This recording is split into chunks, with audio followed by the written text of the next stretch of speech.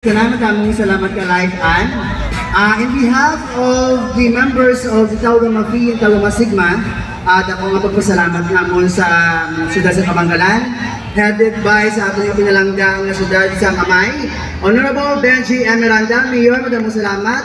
Sa iyang sa ating First Lady, Ma'am Divine, madamong salamat.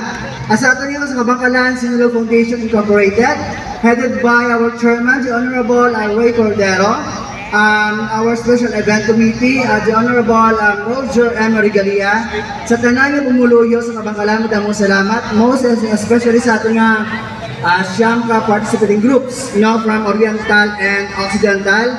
Sa tanan sa aton, sa mga sponsors na nagbulig for the dinner sa panyapo sa aton yung mga sa ating mga dancers ang nagbulig behind the scene, live radio, Sir Win, madamong salamat kad ngayong gabi. Imhaya Kabanggalan, viva Senyor! Sa ato ninyo!